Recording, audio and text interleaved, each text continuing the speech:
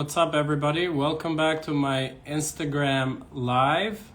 Today I'm gonna have a returning guest, Marty Markinson. He's the owner and founder of Cavelit Creations. He's created over 8 million impressions through GIFs.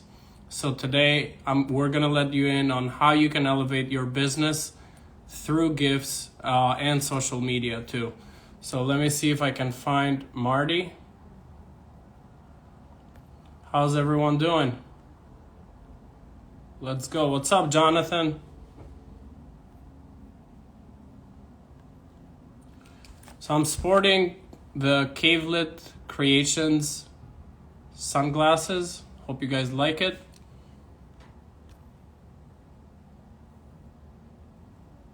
Let's see. Where you at, Marty?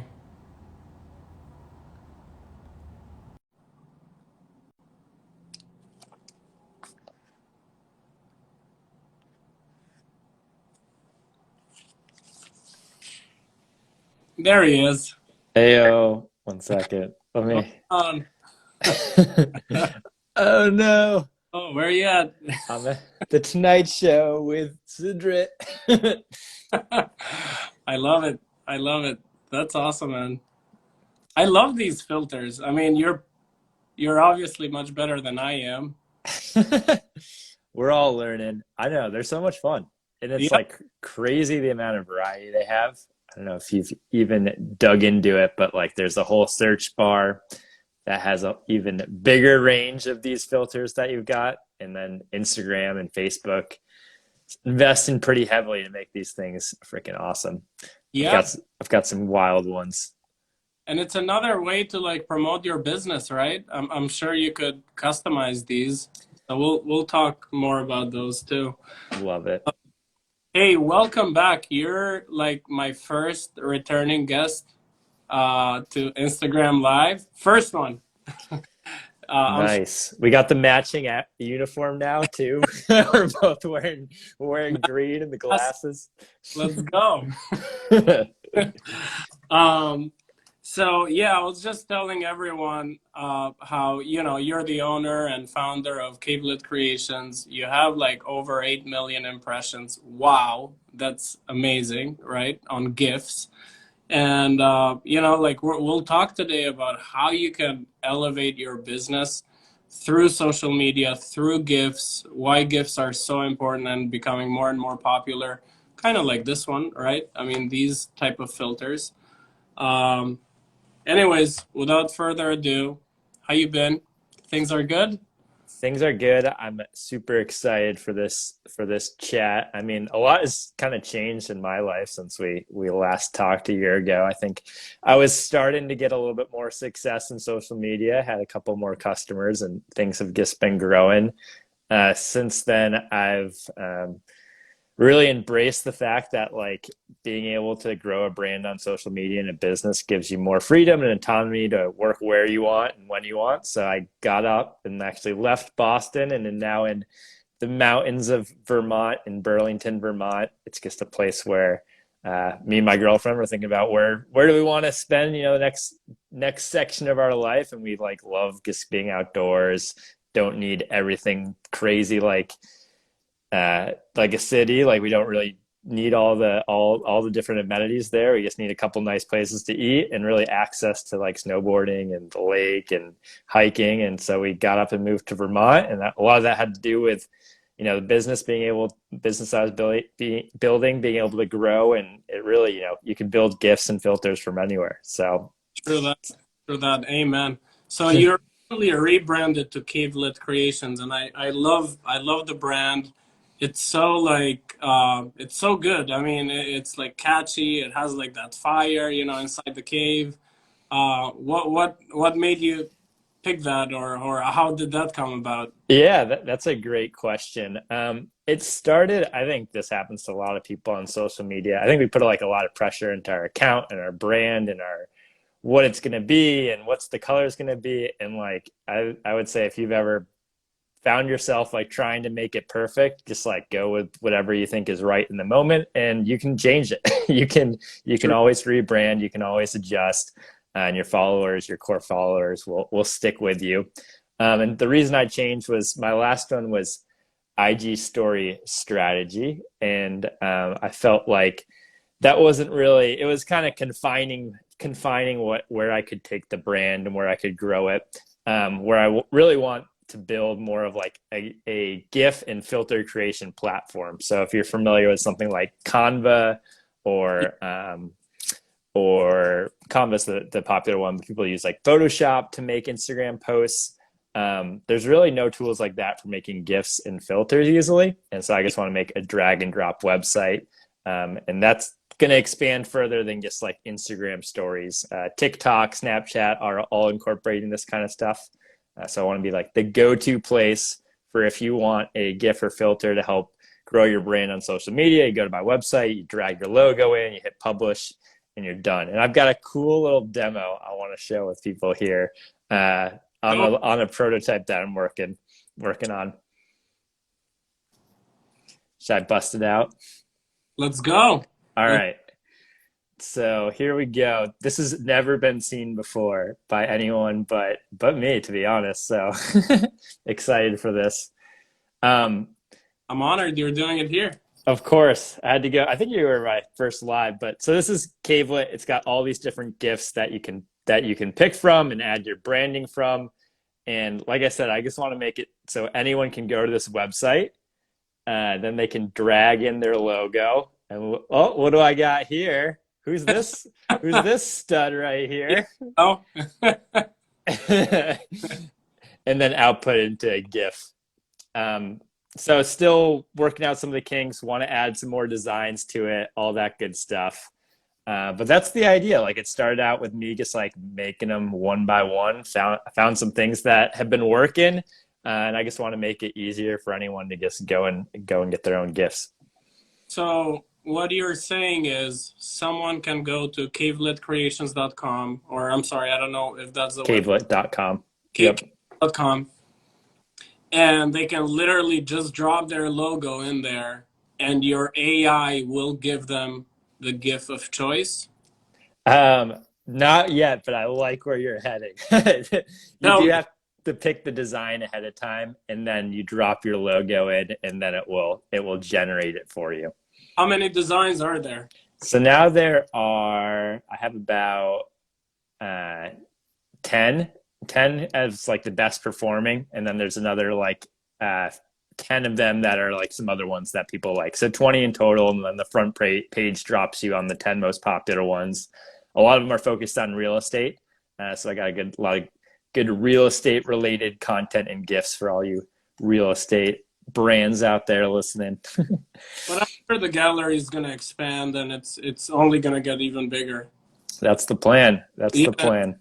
Speaking about real estate, I mean, like you're helping so many realtors elevate their brand.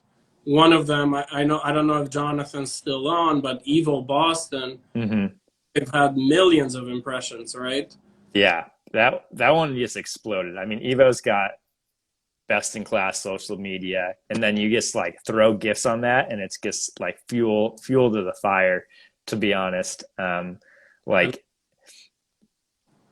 And I was gonna ask about these glasses and filters. mhm. Can, let's say, Evo Boston create something, like their goggle gang, right? Whatever they have, and be able to use them on a live like this. They can, yes. That was actually the genesis of this whole business, was built Goggle Gang filters, Yeah. a Goggle Gang filter, So and that got a lot of traction. so they're able to save it as like a favorite Hmm. on their filters whenever they're on their stories, Yep, and then they can use it whenever they want, right? Yeah, exactly. thank Yep, filters too. exactly. Like I honestly think in all social media is heading this way. I don't know if you've noticed as well, but it's turning to more short-based video formed content and less like just kind of static pictures in like, you know, really highly produced video. And so the question that brands are always going to be asking is like, how can I get noticed? How can I make that impression on someone in this new form of media? And that's where GIFs and filters come in. Is like they're just a authentic, natural way for you to make short form video, but keep the branding and keep some of the authenticity alive. I think we're all pretty tuned into like, I don't know, if you're watching the sports game and as soon as an ad comes up, you know it's an ad and you stop paying attention. Mm-hmm. But if you're looking in the game and you see some of the you know, banner ads around it, you're still getting that impression that brand's still making that touch point with you, but you're just more taking it in as part of the experience, and it's less of, oh, here's a commercial break, you know, let me get out my phone, let me not pay attention, like get me when I watch ads, it's like get me back to like the content, like this is not what I'm here for. But then any way that brands can kind of fit themselves into like naturally where people are watching without it feeling like, you know, this is taking them away from the platform where they're watching videos, like that's where you get huge success, because you don't have that like gut reaction of like, this isn't what I'm here for. I feel like I totally agree. I feel like I feel like GIFs are the equivalent of emojis in text messages, or emoji Mm-hmm. text in the text world, right? It Totally. it started as something silly, right? And then, you know, everyone's using emojis because they're engaging, right? But Mm-hmm. now talking about like short form videos, what better way to like engage your audience if you have a nice pair of glasses, right? That Mm-hmm. showcase whatever. I mean, it could say Cavelit Creations or Bud Light or whatever your brand is, right? Mm-hmm. Um, and I mean, this kind of like makes a nice segue into social media, but a lot of research shows nowadays that the future of ads is content creators, right? Mm-hmm. And you know, if you go on TikTok, you have so many like big creators with, you know, hundreds of thousands of followers, millions. You know, like Bella Porch or so many other ones that literally have built their own personal brands, and it's a no-brainer that ads are moving towards content creators, right? Mm-hmm. Uh, 100%. it's so it's so smart. I mean, it's so smart because not many people are watching TV. Everything that you watch now, it's on an app, right? I mean, I still have cable at my house, but I feel like more and more people are dropping cable because they can watch it in alternative ways. And what's going to be the future is either these apps or, you know, social media where we are. Uh, 100%. yeah, I don't know about you. Oh, go ahead. huge. Sorry. Yeah. Yeah. It's the future. I think a lot of people realize that. Um, a lot of people are afraid of videos. We've all been there. I mean, we still are, you know, we still have that fear of showing up in front of the camera, especially if you're not doing it consistently enough, but it is what it is. You're definitely not afraid. I see you in front of the camera all the time. You're like on top of every single TikTok reel trend. Like I'd love to just piece that Right. apart. Like what's your process? It feels like you just like got a constant stream of content and ideas coming out. Yeah, I mean, so it's I mean, it's obviously practice makes perfect, right? I mean, Mm-hmm. but when I started with my, you know, like branding myself as a business or my personal brand, like started 2 years ago. Thanksgiving of 2019, I'm like, I need to build a brand. You know, it's social media is the future. It has been, you know, it had been around for a while, but I'm like, there's got to be a way for me to use it. And um, I mean, it obviously it's hard showing up in front of the camera, listening to your voice. You're like, oh my God, I sound weird. This isn't right. Gotta fix my beard or anyway. But you get over these complexions the more that you do it. In terms of the content creation, what I'm thinking, especially if it's like business related, if I'm talking about real estate, if I'm talking about mortgages, it's something that I've been talking or I've been doing recently, right? If let's say I'm working on an FHA loan, I'm like, okay, let me jot down this, like 580 credit score, right? Minimum credit score, and let's make a video out of it. Yep. And being purposeful, right? When you're swiping on TikTok and you're Hmm. to all those different type of sound bites that are like going viral, like at least my brain is working. Okay, how can I recreate something that will apply to my business? And just like have fun with it, right? And the more you do it, the better it is. I think right now I've gotten to a point where it's not taking me more than 10-15 minutes to create a video. That's awesome. So yeah, especially for like 10-15 second videos, you should not be spending more than 10-15 minutes, in my opinion. Hmm. Uh, but it may take 1 or 2 hours when you start. So yeah, but it's gotten easier. I wish I have more time in the day to to get more videos done and more content. That Uh, process of, I was just gonna say, that process of like writing down ideas as you're like working on them and as they're fresh in your brain is huge. I think a lot of people get into the problem, they're like, I don't know what to post about. But like if you're getting the first step of just like you said, writing down something that you've learned or writing down something interesting, then you got like this bank of ideas that you can just easily pull from.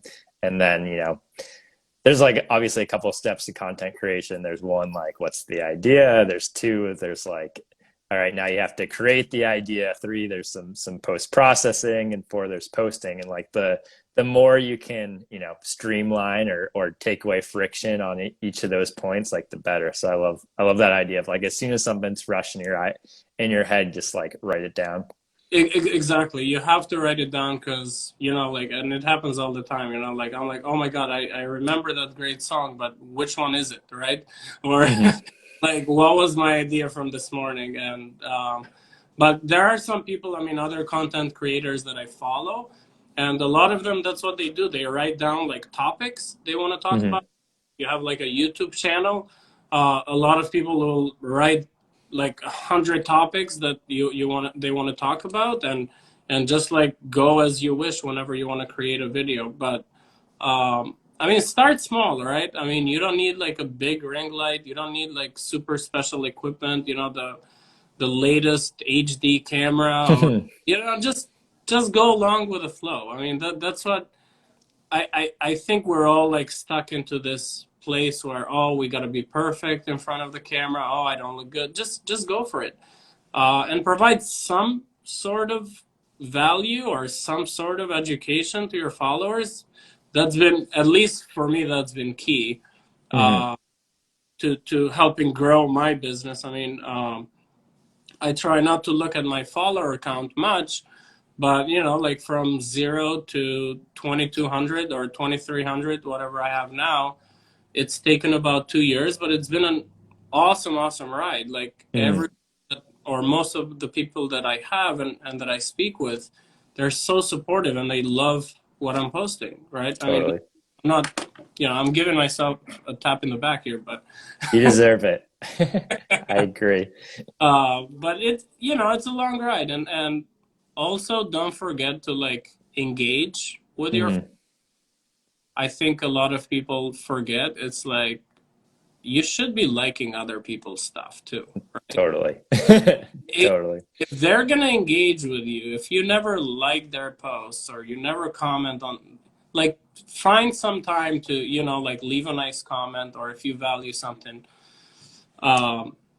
just express that, whether it's a DM or like whether it's like a comment, whatever it is, or promoting them on a story.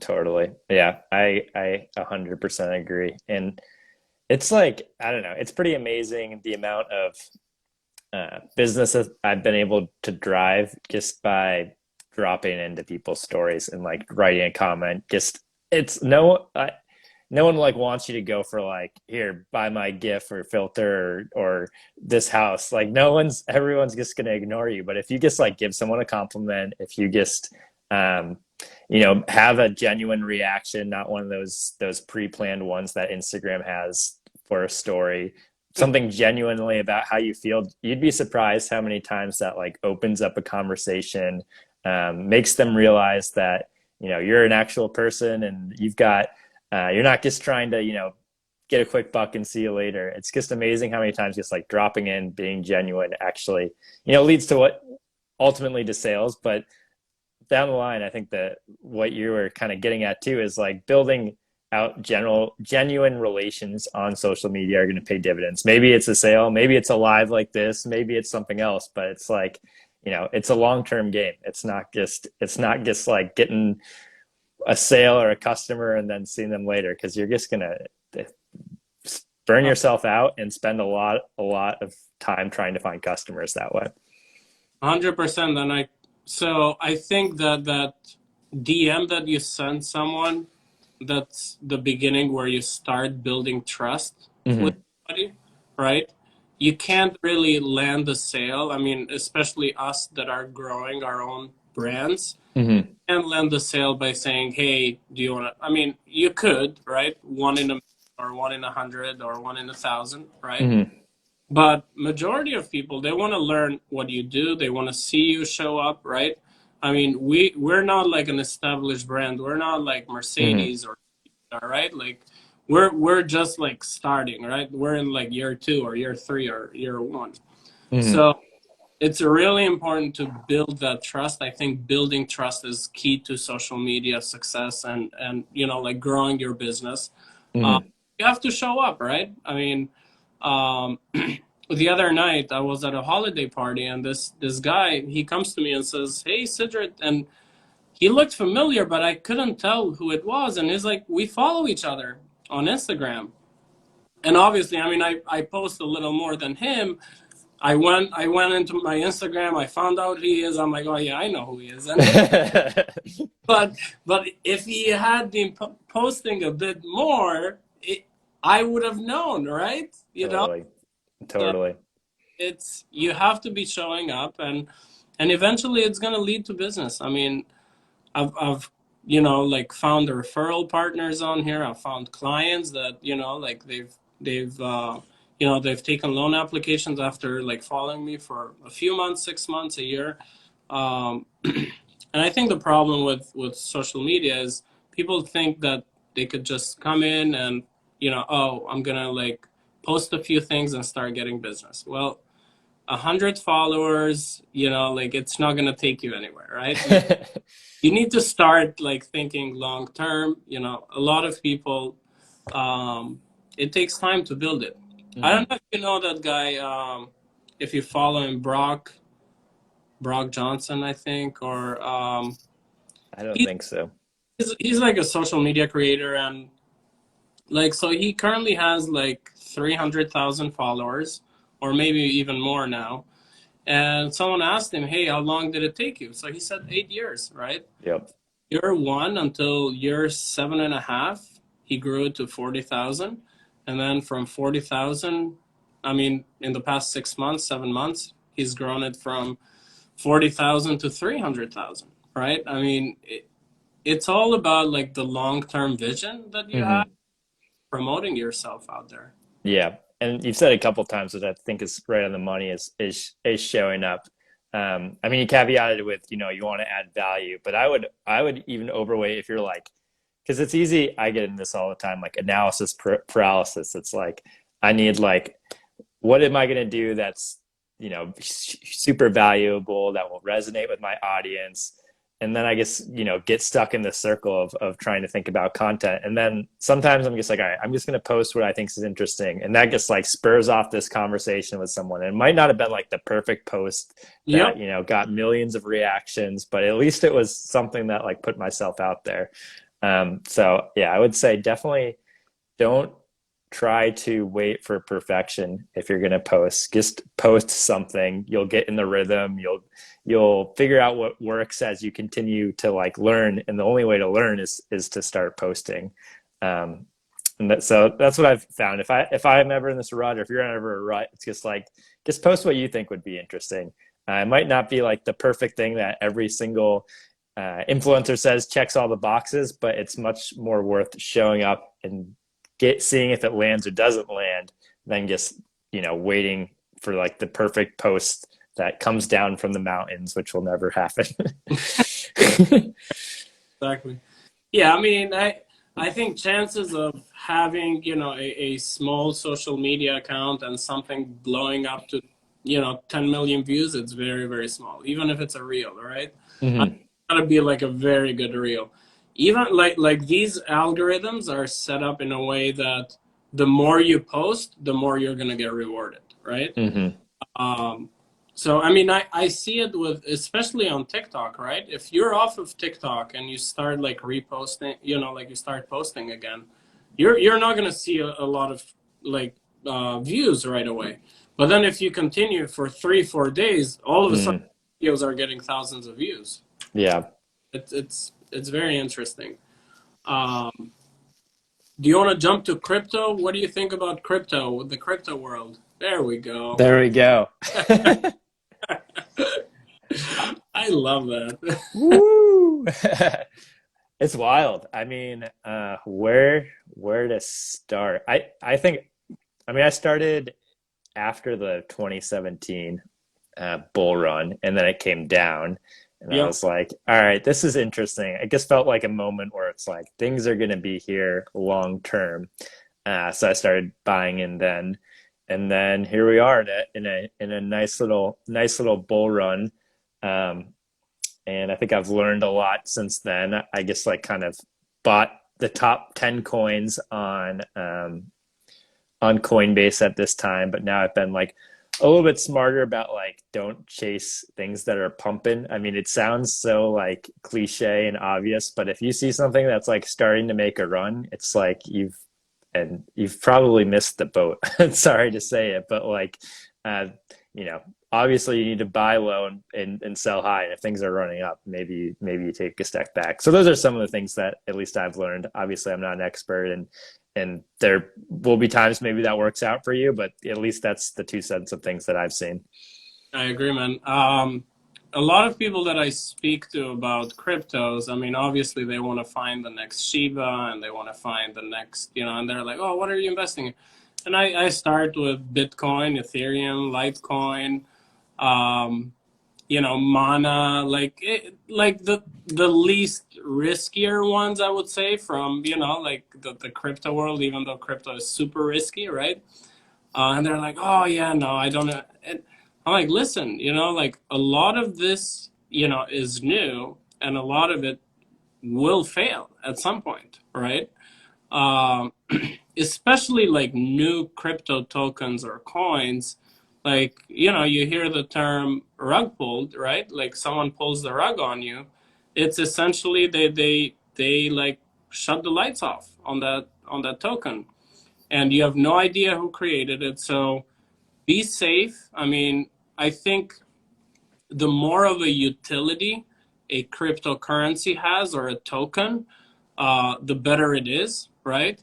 So Mana is being used in Decentraland to buy, virtual land and virtual services, right? So that has a utility. Or let's say Ethereum is one of the main, cryptocurrencies that's being used to buy NFTs, right? And as we know, the NFT marketplace is huge, right? You have Cardano, you have some other ones, but at the same time, Ethereum was the first like established one that blockchain is being used for NFTs, and like you see, the gas fees are insane sometimes. Yeah, it's pretty funny. I was actually looking back in our DMs for just like figure out what else we talk about, and I think we have a DM where I was like, the gas fees are crazy. It's like $40. It was, Listen, I think I've purchased, like NFTs and paid like $100 to $200 in gas yeah. fees. I'm not gonna lie, for stuff that I've like wanted badly. Um, but I believe like the best thing you can do is like follow the community behind it, right? See what's the purpose of this token or coin. Don't just jump on it just because it looks good, or it has a dog in front of it, right? I mean, ultimately, I think Shiba has a big, big community behind it. And I hear that there's plans, for like other uses, and I'm sure it's being, like they're developing their own games or whatever. Um, Same thing with like Sandbox, right, or Roblox. It's like I think you need like a token to buy it. Whatever that token is, if billion and billion of dollars are being spent into a game, to me that's like it's good, right? This coin is not going to go anywhere if kids will continue using and buying whatever, power upgrades, to move to the next level. Totally. I was going to make some comments on like rug pulls. These are just some things to look at that I've read about. Is like you want to make sure that the teams identified themselves as these are just things to think about, and there are no hard and fast rules, and nobody knows what is going to work and what isn't. But like some best practices, at least I've seen, is like see if the teams identified themselves. Like that's been a clear kind of signal with lots of these rug pulls. If like the founders and the creators and the developers are completely unknown, then it makes it pretty easy for them to walk away. Sure. And admin keys is another thing to look at. So is there a way that the founders could just stop and freeze everything at once? Some teams and some projects have no way for there to be administrator keys that can just cut everything off, and some do. Some say, for good, safe reasons, but I'm skeptical. But yeah, those are two of the best practices that I've seen. Hopefully, they help people as they do their own research. Thank you for sharing. Yeah. Hey, what do you think? So there's ways to earn interest on cryptocurrency, right?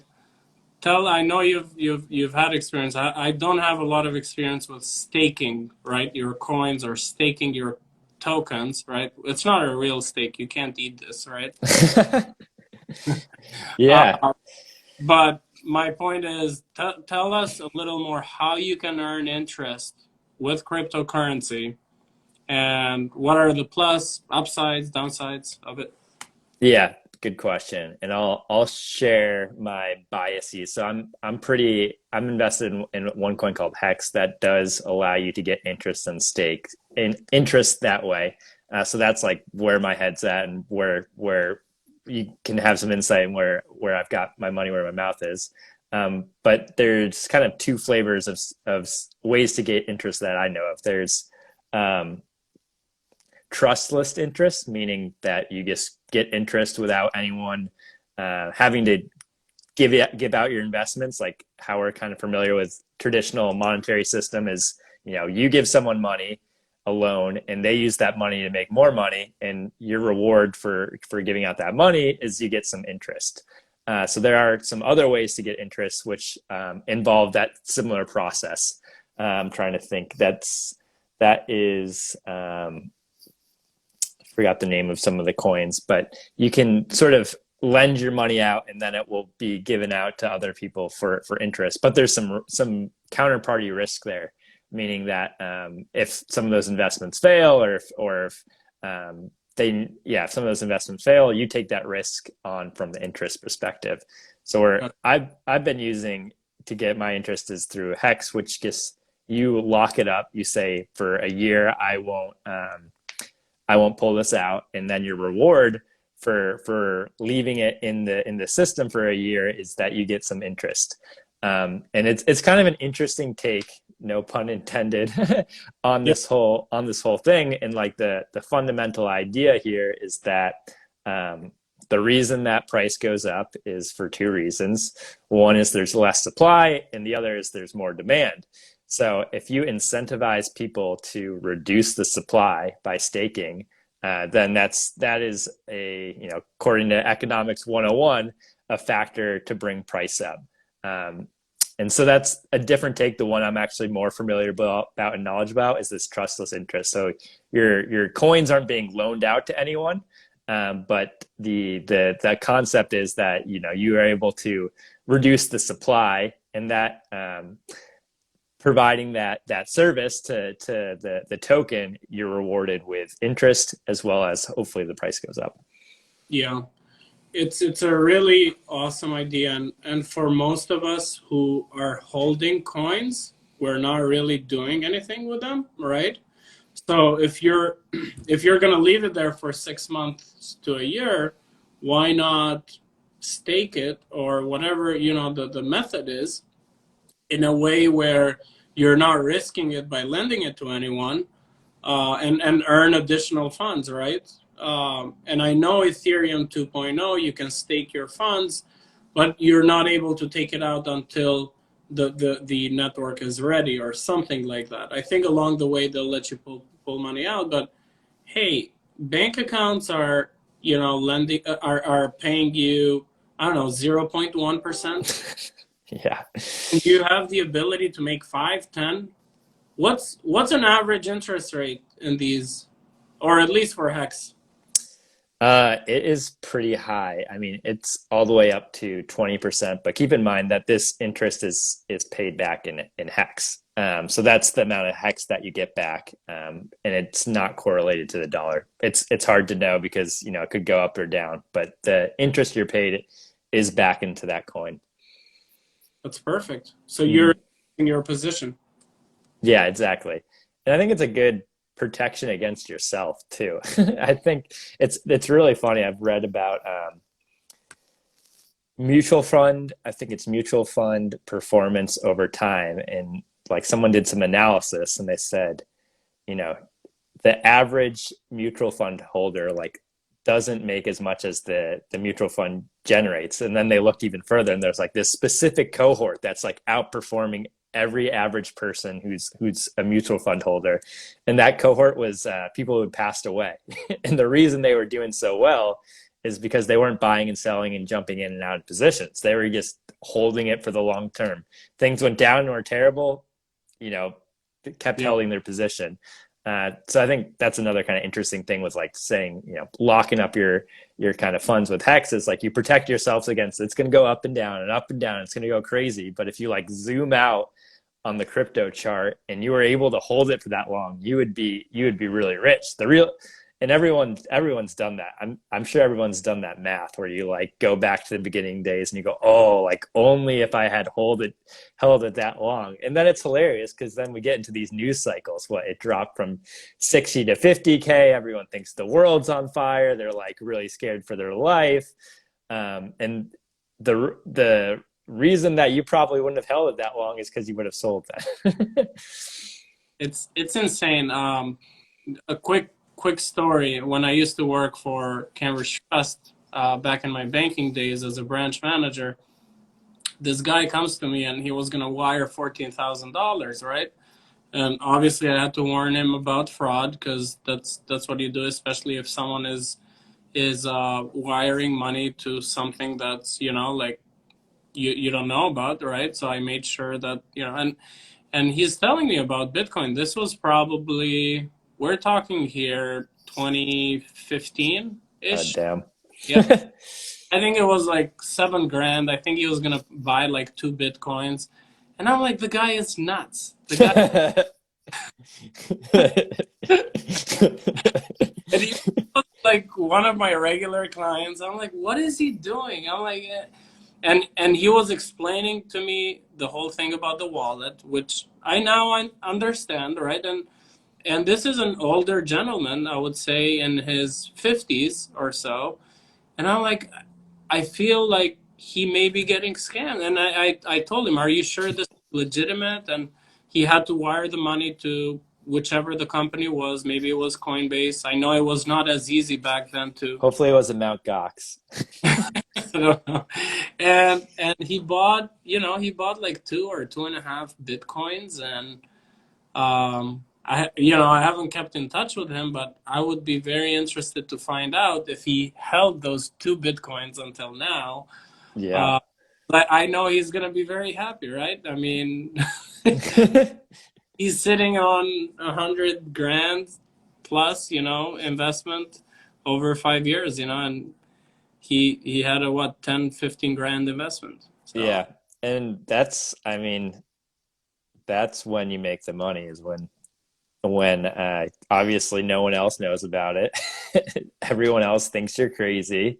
people, Um, I but mean, I remember in like early 2010s, like I was hearing about Bitcoin mining, right? mhm. Like I had people from my home country. They're like, "Oh, let's do it. Let's start like a mining company." I'm like, "Yeah, no. I'm like, my electricity bill is gonna be higher, and like, what is this, a Bitcoin?" And yeah, yeah, but yeah, you gotta take risks, right? I mean, but it's all about like long term, right? If you're holding long term and really believe in something, stick with it, in my opinion.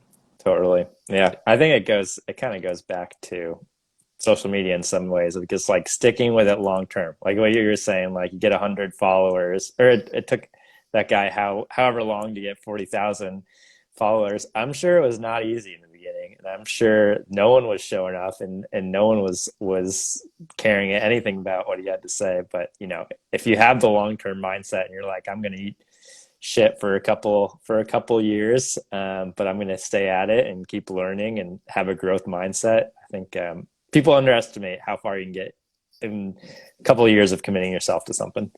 100%, 100%.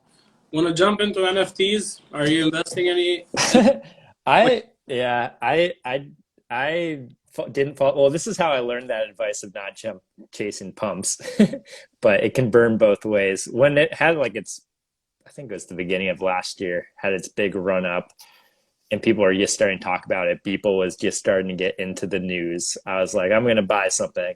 What I did was like I went to OpenSea and Rarible, and I guess like looked for something I thought looked cool, and I was just like, this looks cool. Like no idea about the project or the person behind it, and bought it.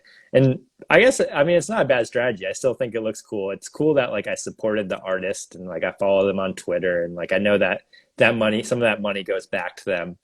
yep, Um, but like that has been my one and only NFT story. I do like the like aspect of supporting an artist and giving them a way to make an income like most yep, people. But that's really been my foray into it so far. yeah. I mean, I think art is one of the forms you're investing into NFTs. For those that have followed me, you know that I've bought into VFriends. I own two VFriends, and one of the benefits that Gary Vee has put behind VFriends is that you're able to go to his conference. Only his VFriend holders can attend that conference, right? So Mm-hmm. it's like an all-exclusive conference for his NFT holders, right? And on top of it, all of his like new releases, all new books, or like they'll usually funnel through to his VFriends or on his Discord channel. Um, so yeah, I mean, we know Gary Vee, so we know who's behind his projects. Um, like it's easy for him to like create like a product like that and flip it and make $90 million in 90 days, right? That's how much money supposedly he made from the sale and the royalties. He made like $40 million just in royalties the first 90 days. Damn. Yeah, and that's the aspect of the artist part, right? Mm-hmm. Crazy as he knew nothing about NFTs a year ago. Uh, Yeah. so yeah, but the best part, I think that's going to become huge with NFTs is the utility because Mm-hmm. you're, let's say a restaurant, right? Let's say they sell 10,000 coins or 1,000 coins, right? And this is like a collectible. It's going to be on the blockchain forever. And one of those coins will be picked that you're going to eat for free at that restaurant for the rest of your life, right? I think that's like genius, right? Or this Mm-hmm. could be, or just like Gary Vee is using it. Hey, if you own my VFriends, you get in first, right? Or you get in, you'll have exclusive access to this. And this is what brands are gonna do. Like Nike can say, hey, if you buy this NFT, like you'll get discounted prices on our all of our future items. Mm-hmm.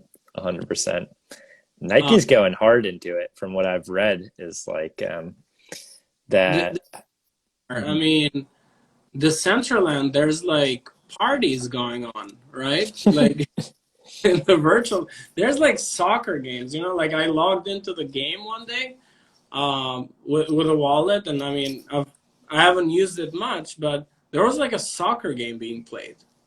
Interesting. Interesting. I Like some software engineer has developed a game that you can play inside Mana, and people crazy, and watch it. crazy. I And think there's one like of oh, where you can buy NFTs. yeah. It's mind blowing. Yeah. One of the things I'm kind of excited about is like hopefully this technology gives us a chance to like look at how the internet's been structured and working today, and like it does give us an opportunity to kind of redesign, rethink things. This is what people are saying with the Web3 stuff, but like, as you go on Facebook or Twitter today, like your Facebook account is completely different than your Twitter account. It's not like you have your photos in Facebook and then, those are also your pictures that show up in Twitter, or like your profile account in Facebook is completely different account in Twitter. And what's exciting about like Web3 and blockchain is that like potentially you could have a way to have like your own ownership of something that can then translate and be transported to all these different places. So I don't know. I've been poking around, and it seems like people love having these new crypto punks or other NFTs as their profile pictures. But this idea of just like having something that you own and that show up in all these different digital platforms would be a really cool new internet, instead of like reinventing yourself from the start again. Like you think about it, even with your social media following, like we've invested a lot of time in creating some brand and some content on Instagram, but like, Instagram is no longer a thing one day. You really got to start from scratch. Yep. Yep. That's why you need to be in all networks, in my Mm, even if you're not engaging as much. I mean, obviously, I think for both of us, Instagram is the main one, but I always like to go on Twitter, or always like to go on LinkedIn just to check out, hey, what's happening in this platform. mm-hmm, If you look at Twitter today, like they have audio rooms, right? mm-hmm, And that's where I've listened to a lot of the Gary V NFTs, live talks. And mm-hmm. I've heard about like new upcoming NFT artists, right? Um, so there's, like you can't really, like we had Clubhouse, for a little bit. It's still out there, but not as popular because Twitter jumped in, right? So because they have so much bigger follower base, um, they can easily, add that service of audio, right? Mm-hmm. Uh, and I noticed the other day too, same thing with Facebook. They also have an audio and video room now. You can like create your own audio video room in Facebook too, which Wow. was very impressive. Yeah. So you have to see like, like you don't need to be like participating as much as your main, like social media, but I Mm-hmm. know what's happening out there. Totally. Uh, I'm curious. I was going to ask you, I know that, I mean, you come from, I'm going to call it the traditional or legacy real estate world. Do you think that experience or that knowledge translates at all to the NFT world, or is I'm just trying to figure out, because it seems like you do play in both those worlds. I'm curious if the experience from the real world translates there, or your interest in the real world translates there, or if they're just like these are just two completely separate things. so I think my belief about NFTs, I think, has to do with, I like collecting things, right? I mean, Mm-hmm. did, when I was young, I have like a huge collections from, for coins and paper money, right? Mm-hmm. It's still there. I don't really follow it as much, but, like I think that was one thing, having the collectible aspect of the NFT, that Mm. you're the only like verifiable owner, like even though people think, oh, well, I can take a screenshot of it. I'm the owner. No, you're not. So, um, I think with the real estate, I mean, my my interest in Decentraland, yeah, I think it has to do a little bit of with what I do, and I personally think, like real estate and mortgages will be completely different in the next 10 years. Maybe not, but I think the blockchain is going to change the game, or like being able to verify something, right? Hmm. Like right now, for example, if you're buying a house, we have an attorney who's going to do a title search or review the last 50 years. Well, if we have like a deeded type of concept on the blockchain where we can verify where one property went, and like, not that you wouldn't need attorneys, but that attorney's job would be much quicker, right? Yeah, Right, totally. taking us 5, 7, 10, 15 days to get a title order back, depending on the attorney. That could be done in minutes, Yeah. right? Same thing about lending, right? A lot of like verification pieces, like they could be automated in a way that the blockchain can help the technology. So instead of doing 25-day, 30-day closes, you're doing 5-day, 10-day close, you know? Yeah, totally. And I think they're correlated in so many ways, right? I mean, there's already blockchain lending. We know that. Hmm.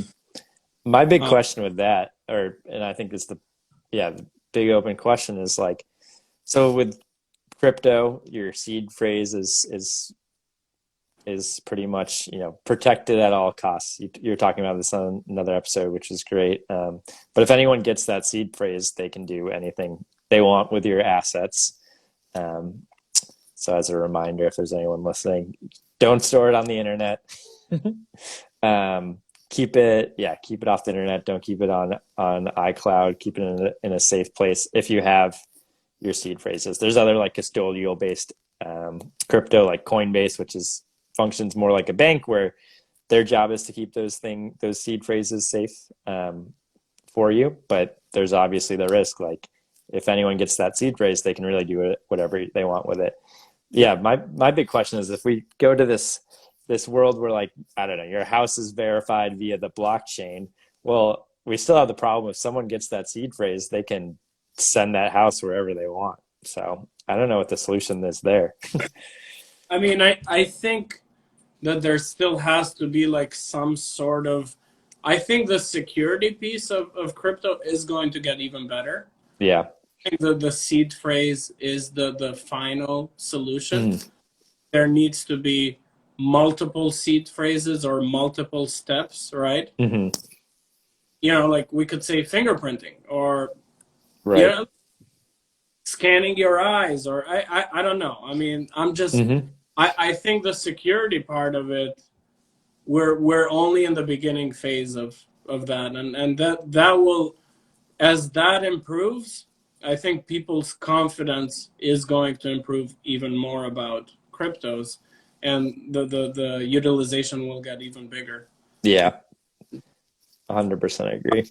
I can see that. I mean, I can see that concern. Yeah, like, hey, someone steals my 12-word phrase, they're gonna like send my somewhere in the blockchain.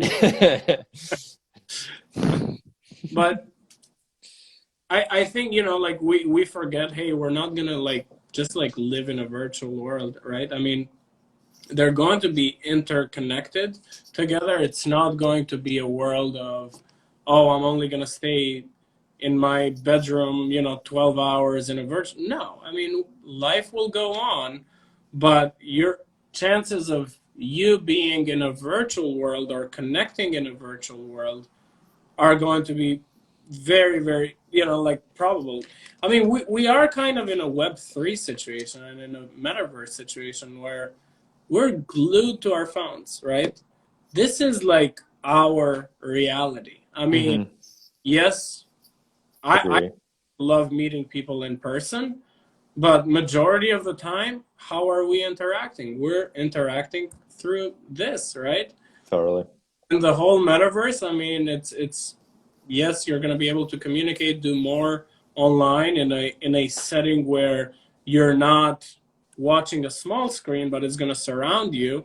But at Hmm. the same, you're still going to meet friends and go out there and do whatever you usually do, right? So I think Totally. it's improved the way we do things. Have you played around with any like the VR glasses? Not yet. I think like 5 years ago, I think I bought like this pair of Samsungs, and I think I watched like a Jurassic type of world Hmm. scene, and it was cool. I mean, I haven't. I need to buy the new Oculus, and I hear they're pretty crazy. They're They're like, fun. yeah, Yeah, you, it's worth it. I always forget about how fun it is until I go back and play with it. I think a lot of it is like my network and most of our networks are not on them. So like a big reason why it's fun to use Instagram, Snapchat, TikTok. It's because like a lot of the people you already have those connections on definitely have phones. You can connect with them that way. But with the VR headsets, like I have maybe one friend maybe on it. Um, but it's a so lot. are you in like virtual world essentially? Yeah.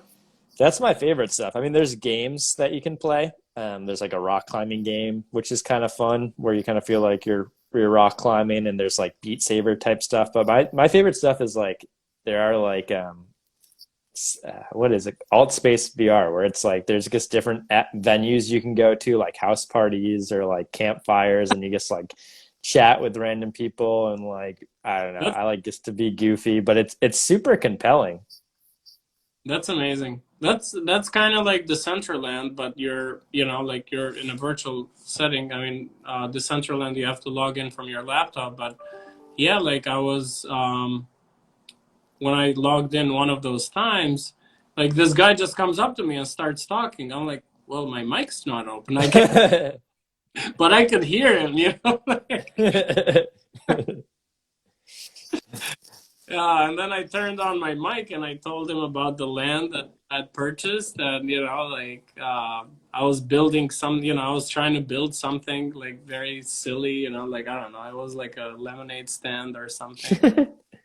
Could Just you visit it? Did you like, can you take your, I really need to check out Decentraland, but can you like take people that you meet from this place to your property?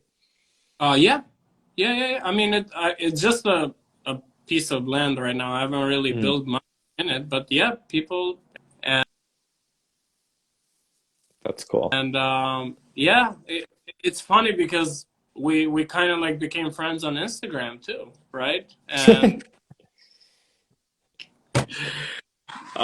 he lives in the U.S. too. I mean, I haven't. I think I may have forgotten his name. But yeah, it's just funny, man. I mean, obviously you want to be careful, especially if you're at a younger age with strangers and stuff. Like as our parents used to tell us, right? Uh, Don't give them your seed phrase. good one. Uh, but it's cool, man, right? I mean, I think at all times, like you'll have at least like 1,000 to 2,000 people on Decentraland. If you look at their like user, like how many people are live. Hmm. But it's only growing, right? I'm sure there's many other, like services like Decentraland out there, but I think they were like one of the first ecosystems that did it really well, and they have like the decentralized autonomous use, or Hmm. the users make all the rules in Hmm. the so like someone else can't come and change the place, like it has to go through voting of all the users and all that. Hmm. But Crazy. yeah, check it out. I mean, you can log in as a guest too. I don't think you need like a wallet or anything to connect to it. What does the wallet do? Like once I have a wallet with some funds in it, what would I be able to, You, would I be able to do? you create your fun avatar. Like, Hmm. I know there's like this big Dodge coin. As soon as you enter, you'll probably see it too.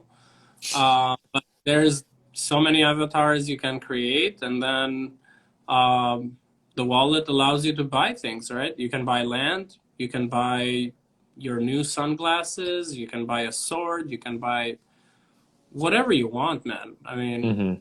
whatever floats your boat, I guess.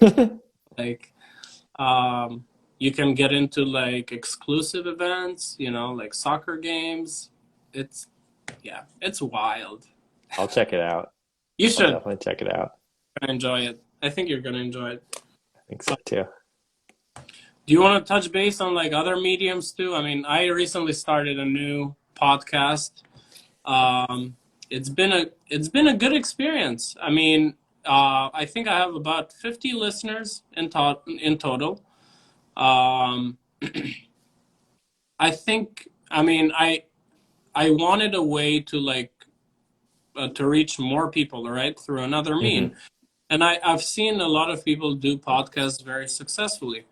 I mean, for now, I'm repurposing these Instagram lives into my podcast.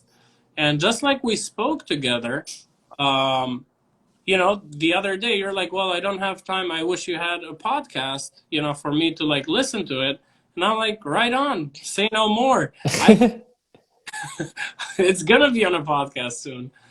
Um, like it's spending maybe a 5 to 10 hour research on how to start a podcast.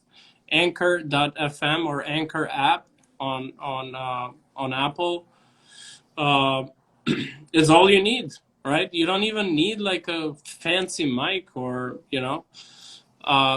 Brian, you can hear it on Apple Podcast. It's called Sidrit's Podcast, and where we talk about NFTs and everything else, real estate. But yeah, Apple Podcast, Spotify, wherever you listen to your podcasts. Yeah, and it's like Anchor is like the only place. You have to do some work initially to connect with Apple, Google Podcasts, and Amazon Podcasts. But once it's up and running, like you're only posting your podcast on Anchor.fm, and eventually within 24 hours it will blast it to all the other ones. There's like this RSS feed, and Hmm. that RSS feed will like uh, send it to all the other channels that you're linked. Yeah. Uh, but it's good, man. I mean, I can see. I mean, there's ways you can monetize it later if you want to.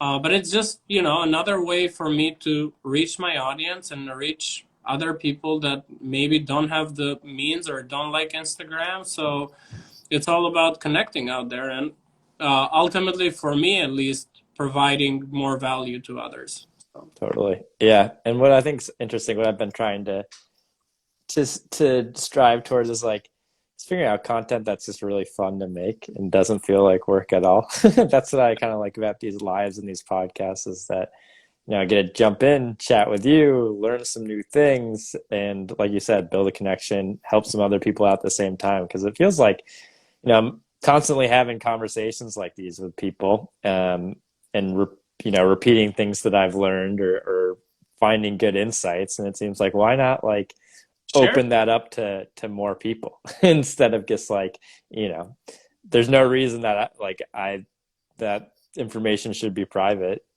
or in that case is like any reason why it's just between those two people. So that's what I think is interesting. It's just like having a conversation, learning something new, and then sharing that with other people. I mean, we share everything online these days. Oh, it's like private anymore, right? If you're complaining about privacy, let me see your Instagram account, and then I'll tell you if if you should complain about privacy. It's like most people post everything these days, right? And it's kind of inevitable, right? Because this is the way that we're engaging with one another. But what I do want to get into the habit of doing, exactly your point, all right? You're having these valuable, 5-10 minute conversations, and sharing this information. I want to get into a place where we're doing like 5 minute lives or 10 minute live or 5 minute podcast because, yes, this is great. There's so much to unpack right here, but chances that someone is going to watch this Instagram live are very slim, right? Watch Mm. from beginning to end are very slim. I mean, those that are enjoying the conversation will. And I think maybe in a podcast, they're highly likelier to listen to it because you can just plug in your AirPods and go along with the flow, like you're commuting to work, whatever it is. So I think I want to get into the habit of creating shorter content, not like Hmm. short, but like 3 to 5 minutes, bits and pieces, because I Hmm. feel like people are more likely to get to listen to a 5 minute conversation that they find valuable than a whole hour of crypto, real estate, I mean, this is fun though. I mean, I love this. I love and Totally. so many good comments from people. And Totally. I kind of stopped, for like a good 6 months or so. Like, I got so many people saying, "Hey, you gotta restart those lives." I don't know if they're just saying it, but they're making me happy. A lot of people also take the long form content like this and chop it up. Have you ever thought about that? Like taking some of the nuggets and doing some reposting for people who weren't able to jump on the live or catch it? Yeah, yeah, I do. I think about it. It's only time. I Yeah. mean, I've chopped up little bits and pieces from our previous ones and made it a reel. Yeah, for me, it's only time. Like Like, not having enough time. Like I need like a dedicated person. I mean, I'm not Gary Vee yet, where he has like D-Rock, shooting, after him 24 hours a day. So, if there's a D-Rock out there, hit me up, right? I mean, it may need to be like a pro bono initially, right? And then you progress. can get some of my NFTs early. Early drop on my NFTs. Yeah, and eventually I do want to like have my own like NFT project, and I want to create something. And I spoke on a podcast yesterday with Kyle Curtin. He has his own podcast too, and yeah, my idea about NFTs is it shouldn't be about us, right? For me, it's like helping others, and Hmm. if that NFT project has something to do like with kids, where whether it's helping them with education, like hunger, whatever. Like I want to do something where 5% of proceeds or 10% of proceeds go to like a kids charitable organization. But That's it's awesome. it's long term, yeah. I'm not, like I know I will get there eventually, but that's like my kind of like long term goal eventually. So when That's I can. awesome. Thank you, man. What would be, have you thought about the graphics at all? I'm trying to think what you could have. I really don't know, man. I really don't know. I mean, I don't know. It's gotta be like I want it to be diverse. I want it to be like all inclusive. Um, I don't know, and you're making me think right now.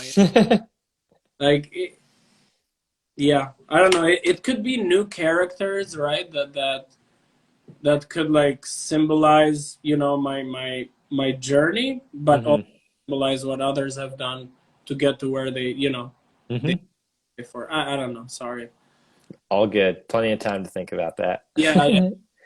It's a deep question, right? I mean, it's a very deep question. Yeah, I've thought a little bit about like with each GIF purchase converting it to an NFT, which would be kind of interesting. Like, so with the purchase of your gifts that you can use on Instagram, you could also convert that into an NFT right away. Yep. Um, But you have, I mean, you don't have to, but I think that the whole thing behind it is having a community yep. and what is that NFT going to do or promise to do in the future for, Mm. for that community. Hmm. I think you have to back it up with something. And then it Uh, could be a 5 year timeline, it could be a 10 year timeline, right? I mean, but you have to back it up with something. yeah. Because Yeah. yes, it may be a cool, like Cavelit GIF, but eventually I think people are gonna, well, it's only my sign. Like, why would I want to spend money? It has to Hmm. do something for me, right? Yeah. People But would say otherwise, though. Beeple's had a lot of success with his NFTs not doing much. people, Yeah. yeah, well, he's yeah. But if you listen to him, I mean, he's been doing this for a long time, like his designs, and Back to consistency. A long time. And he's like, I mean, he said like, I didn't expect that I was gonna be in the spotlight so soon, but he's like, I knew eventually I was gonna get there. So, I mean, speaking about confidence, right? So, Yeah. I followed his stuff on Instagram for a while. I always thought it was I thought it was pretty cool. I don't know. I like that kind of like it's awesome. surrealist and then just like a little bit in your face. It appeals to me. So yeah, they're so good, and yeah, the rated R ones he can only post them on Twitter. I think Twitter allows him to post the rated R. Whoa, they're Yeah, rated R ones? I didn't even no, realize not this. rated R, but like there's some like like Hmm. more explicit, Totally. right? And he can't really like post those on Instagram because he's afraid that they're gonna take down his Instagram or something. Yep. Yeah. Uh, Instagram will do that to you. yeah, yeah. So that's why careful what you post, guys. All right, should we wrap it up? Let's wrap it up. Let's do it again. It's been real. Yeah. Always Round two. so great to see you. So great to see you're doing well, staying healthy up in Vermont. If I ever visit, I'm gonna stop by. Do it. Yeah. Hit All me right. up. Thank you, man. I appreciate the time. This was awesome. And it's gonna be Likewise. a podcast too. So Cool. Can't wait to hear it. thank you. All right, Marty. Talk All to you soon. right. Thank you. Bye.